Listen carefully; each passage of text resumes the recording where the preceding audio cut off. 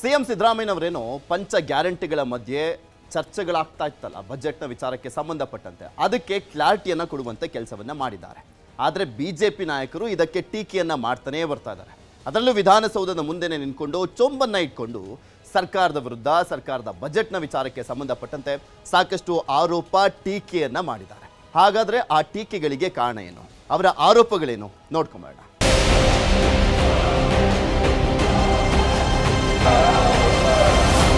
ಕರ್ನಾಟಕಕ್ಕೆ ಚೊಂಬು ಕೊಟ್ಟ ಸರ್ಕಾರಕ್ಕೆ, ಕರ್ನಾಟಕಕ್ಕೆ ಚೊಂಬು ಕೊಟ್ಟ ಸರ್ಕಾರಕ್ಕೆ. ಕೈನಲ್ಲಿ ಚೊಂಬು, ಫಳಫಳ ಹೊಳೆಯೋ ಹೊಸ ಚೊಂಬಿನ ಮೇಲೆ 2 ಬಿಳಿ 1 ಕೆಂಪು ನಾಮ, ಜೊತೆಗೆ ಕಿವಿಗೊಂದು ಹೂವು. ಅಬ್ಬಬ್ಬ, ಇದು ಬಿಜೆಪಿ ನಾಯಕರ ಹೊಸ ಗೆಟಪ್.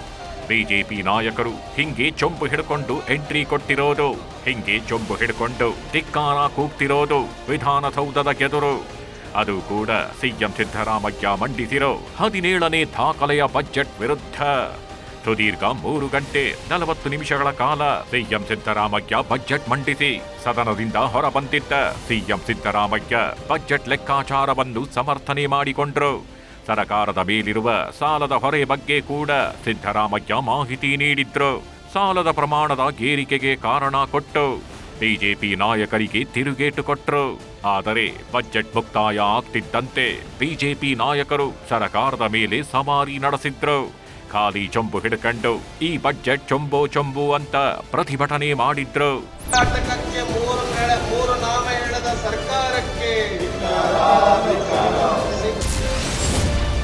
ಕನ್ನಡಿಗರಿಗೆ ಖಾಲಿ ಚೊಂಬು, ಕಮಲ ಪಡೆ ಆಕ್ರೋಶ.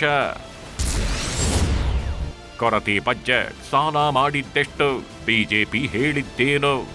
ಬ್ಯಾಲೆನ್ಸ್ಡ್ ಬಜೆಟ್, ಎಲ್ಲರಿಗೂ ತಲುಪಿರೋ ಬಜೆಟ್ ಇದು, ಎಲ್ಲ ಕ್ಷೇತ್ರಕ್ಕೂ ಒತ್ತು ಕೊಡಲಾಗಿದೆ ಅಂತ ಸಿಎಂ ಸಿದ್ದರಾಮಯ್ಯ ಲೆಕ್ಕ ಕೊಟ್ರು. ಆದರೆ ಚೊಂಬು ಹಿಡಿದು ಕಿವಿಯಲ್ಲಿ ಹೂವಾಗಿಟ್ಕೊಂಡು ಭಿತ್ತಿ ಪತ್ರಗಳ ಮೂಲಕ ವಿಧಾನಸೌಧದ ಎದುರೇ ಹೋರಾಟಕ್ಕಿಳಿದಿದ್ದ ಬಿಜೆಪಿ ನಾಯಕರು ಆಕ್ರೋಶ ಹೊರಹಾಕಿದ್ದಾರೆ. ರಾಜ್ಯದ ಜನತೆಯನ್ನು ಸಾಲದ ಸುಳಿಯಲ್ಲಿ ಸಿಲುಕಿಸುವಂತಹ ಬಜೆಟ್ ಇದು. ಬಜೆಟ್ ಮೂಲಕ ಸಿಎಂ ಸಿದ್ದರಾಮಯ್ಯ ಜನರ ಕೈಗೆ ಚೊಂಬಿಟ್ಟಿದ್ದಾರೆ ಅಂತ ಬಿಜೆಪಿ ನಾಯಕರು ಕಿಡಿಕಾರಿದ್ರು. ಸಾಹಿತ್ಯಗಳು ಯಾರೋ ಇವತ್ತು ಬಜೆಟ್ ಪುಸ್ತಕವನ್ನ ಬರೆದುಕೊಟ್ಟಂತೆ ಕಾಣ್ತಾ ಇದೆ. ಕೇಳೋದಕ್ಕೆ ತುಂಬಾ ಚೆನ್ನಾಗಿತ್ತು, ಓದಕ್ಕೂ ಕೂಡ ತುಂಬಾ ಚೆನ್ನಾಗಿತ್ತು ಮುಖ್ಯಮಂತ್ರಿಗಳಿಗೆ ಬಹುಶಃ.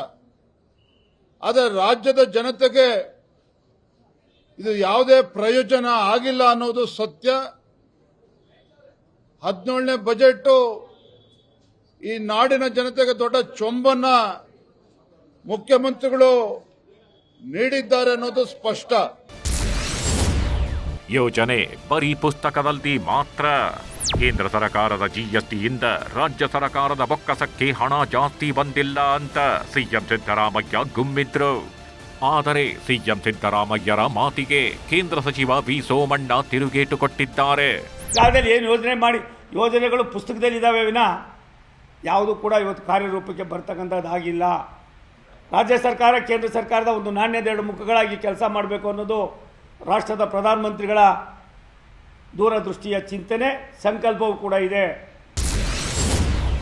ಅಂಕಿ ಸಂಖ್ಯೆಗಳನ್ನ ಬದಲಿಸುವ ಜಾದೂಗಾರ ಸಿಎಂ ಸಿದ್ದರಾಮಯ್ಯ ಮಂಡಿಸಿರೋ 17ನೇ ಬಜೆಟ್ ಅನ್ನ ಬಿಜೆಪಿ ನಾಯಕರು ಒಪ್ಪುತ್ತಿಲ್ಲ. ಇದು ಸಾಲದ ಬಜೆಟ್ ಅಂತ ಒಬ್ರು, ಇದು ಸಿದ್ದರಾಮಯ್ಯ ಮಾಡಿರೋ ಜಾದೂ ಅಂತ ಇನ್ನೊಬ್ರು, ಇದು ಖಾಲಿ ಚೊಂಬಿನಂತಹ ಬಜೆಟ್ ಅಂತ ಮತ್ತೊಬ್ಬರು ಆಕ್ರೋಶವನ್ನ ಹೊರಹಾಕಿದ್ರು. ಈ ಅಂಕಿಯ ಸಂಖ್ಯೆಗಳನ್ನ ಜಾದೂಗಾರನಂತೆ ಸಿದ್ದರಾಮಯ್ಯನವರು ಅಂಕಿ ಸಂಖ್ಯೆಗಳನ್ನು ಬದಲಾಯಿಸುವ ಜಾದೂಗಾರರಂತೆ ಈ ಬಜೆಟ್ ಅನ್ನ ಮಂಡಿಸಿದ್ದಾರೆ. ಈ ಬಜೆಟ್ ಆರ್ಥಿಕ ಶಿಸ್ತಿನ ಪಾವಿತ್ರ್ಯ ಹೊಂದಿಲ್ಲ. ಕರ್ನಾಟಕವನ್ನ ತೀವ್ರ ದಿವಾಳಿಯತ್ತ ಕೊಂಡೊಯ್ಯುವಂತ ಕೆಲಸವನ್ನ ಮಾಡಿದ್ದಾರೆ. ಇದರಲ್ಲಿ ಅಭಿವೃದ್ಧಿ ಸಂಪೂರ್ಣ ಶೂನ್ಯವಾಗಿದೆ. ಭಾಷಣಕ್ಕಷ್ಟೇ ಸೀಮಿತವಾಗಿರೋ ಬಜೆಟ್ ಇದು. ಇದೊಂದು ಸಾಲದ ಸುನಾಮಿ. ಸರಕಾರ ದಿವಾಳಿಯಾಗಿದೆ, ಸರಕಾರದ ಬಳಿ ದುಡ್ಡಿಲ್ಲ, ಬರೀ ಸಾಲ ಸಾಲ ಸಾಲ ಅಂತ ಜೆಡಿಎಸ್ ನಾಯಕ ನಿಖಿಲ್ ಕುಮಾರಸ್ವಾಮಿ ಟೀಕಿಸಿದ್ರು. ಈ 17ನೇ ಬಜೆಟಿನ ವಿಚಾರಕ್ಕೆ ಸಂಬಂಧಪಟ್ಟಂತೆ ಬಹುಶಃ ನಾವು ಮಾತನಾಡೋದಾದರೆ ಇಡೀ ರಾಜ್ಯವನ್ನ ಒಂದು ಸಾಲದ ಸುನಾಮಿಗೆ ದೂಡಿರ್ತಕ್ಕಂಥದ್ದು ಬಹಳ ಸತ್ಯ.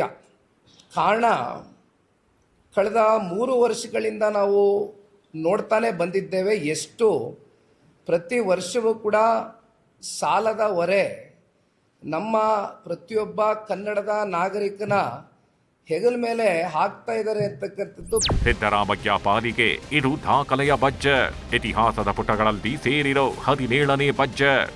ಆದರೆ ಬಿಜೆಪಿ ನಾಯಕರ ಪಾಲಿಗೆ ಇದು ಸಾಲದ ಬಜೆಟ್ ಆಗೋಗಿದೆ, ಖಾಲಿ ಚೊಂಬಿನಂತಹ ಬಜೆಟ್ ಆಗೋಗಿದೆ. ಈ ಬಜೆಟ್ ವಿಷಯವನ್ನಾಗಿಟ್ಕೊಂಡು ಬಿಜೆಪಿ ಹೋರಾಟಕ್ಕಿಳಿಯೋ ಸಾಧ್ಯತೆಯೂ ಇದೆ.